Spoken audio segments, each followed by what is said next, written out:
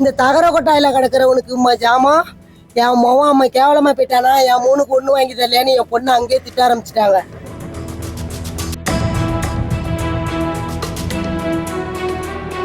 ஏம்மா அங்கே இருக்க சீர்வரிசையெல்லாம் பார்த்துட்டு என்னை அடிக்கிறாமா திட்டுறாமான்னுச்சு. அப்படியே ஃபோன் சுவிட்ச் ஆஃப் ஆகிட்டுப்பா.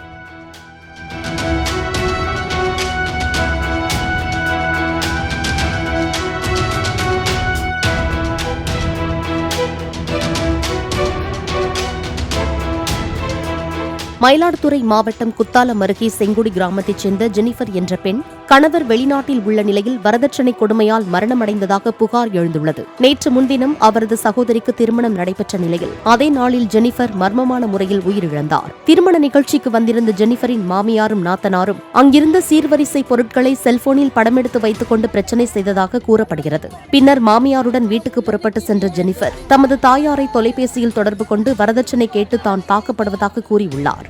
என் பேர் ஆரோக்கிய செல்விப்பா, எங்கள் வீட்டுக்கார பேர் திவ்யராஜ்ப்பா, எங்கள் ஊர் நரசிங்கம்பேட்டைப்பா. எனக்கு 4 பொம்பளை பிள்ளை, ஒரு பொண்ணுப்பா, ஒரே ஒரு பையன்ப்பா. எனக்கு என் பொண்ணு சீரெல்லாம் எதுவுமே வேணான்னு சொல்லிட்டு என் பிள்ளைய அவன் பையன் லவ் பண்ணான்னு சொல்லிட்டு சீரெல்லாம் எதுவுமே வேணாம், எனக்கு பொண்ணு மட்டும் கொடுங்க, எனக்கு பண்ண அந்த 9ஆம் தேதி கல்யாணம் பண்ணால் என் பையன் செத்துருவான், பொண்ணு கொடுக்கலன்னு சொல்லி எங்களை பாடாப்படுத்தி அந்த ஊருக்காரவங்களும் செங்குட்டிக்காரவங்களையும் எங்கள் ஊருக்காரங்களை வச்சு பேசி அரேஞ்ச் மேரேஜ் அப்பா பண்ணினோம். 1.5 பவுனு போட்டப்பா. 37,000 ஜீசாம எடுத்து கொடுத்தோம். 15,000 கொலுசு வாங்கி போட்டப்பா. இதை செஞ்சு தான் அனுப்பல, சும்மாவே என் பிள்ளைய நான் அனுப்பல, வெறுசா அனுப்பல. நேற்று என் பெரிய பொண்ணுக்கு கல்யாணம். என் பெரிய பொண்ணு கல்யாணத்தில் சீர்வரிசையெல்லாம் பார்த்துட்டு இந்த தகர கொட்டாயில் கிடக்கிறவனுக்கு ஜாமான் என் மகன் அம்மா கேவலமாக போயிட்டானா, என் மூணுக்கு ஒன்று வாங்கி தரலையான்னு என் பொண்ணு அங்கேயே திட்ட ஆரம்பிச்சிட்டாங்க.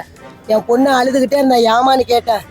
ஒன்றும் இல்லாமான்னுடுச்சு. சரி கல்யாண வீட்டில் எதுவும் வாய தந்தா கலவரமாக போயிடுவேன்னு சொல்லிட்டு வீட்டில் போய் கேட்போன்னு பண்ணேன். என் பிள்ளைய பொண்ணு மாப்பிள்ளையோட வீட்டுக்கு அழைச்சிட்டு வந்துட்டு உடனே கிளம்புன்னு என் பிள்ளைய அழைச்சிட்டு போனாங்க. அழைச்சிட்டு போயிட்டு என் பிள்ளை அழைச்சி கொண்டு விட்டுட்டு ஊடுதாப்பா வந்திருக்கான். என் பொண்ணு ஒரே ஒரு ஃபோனு தான் ஃபோன் பண்ணிச்சு. 2 வார்த்தை தாப்பா பேசினுச்சு. என் பொண்ணு என்ன சொல்லிச்சு, ஏம்மா அங்கே இருக்க சீர்வரிசையெல்லாம் பார்த்துட்டு என்னை அடிக்கிறாமா திட்டுறாமான்னுச்சு. அப்படியே ஃபோன் சுவிட்ச் ஆஃப் ஆகிட்டுப்பா. எப்போ என்னன்னு தெரியலப்பா, அக்கா போய் பார்த்துருவாப்பான்னு என் பையனோட 2 பேரும் அனுப்புனா. அங்கே போய் பார்த்தா என் பிள்ளை உயிரோட இல்லைப்பா. ஒருத்தர் தண்ணி கொடுக்கல, ஒன்றும் கொடுக்கல. என் பிள்ளைய சுற்றி தான் நிற்கிறாங்களே, என் பிள்ளைய என்னன்னு பார்க்கல.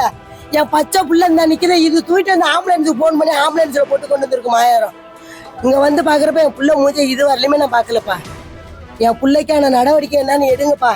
அவள் கொலகாரிப்பா, அவள் நல்லவளே கிடையாதுப்பா. நான் வேணான்னு சொன்னப்பா. என் பிள்ளை ஒரு நாள் வாழ்ந்தாலும் வாழ்றேன்னு சொன்னாலே என் பிள்ளைய சாவடிச்சிட்டாப்பா. அவனோட வாழலன்னா செத்துருவோன்னு சொன்னான். அதுக்கு அதப்பா நான் கல்யாணம் பண்ணி கொடுத்தா, இல்லைன்னா என் பிள்ளைய என் வீட்லேயே வச்சுருந்துருப்பான்ப்பா. என்னால் முடியலப்பா.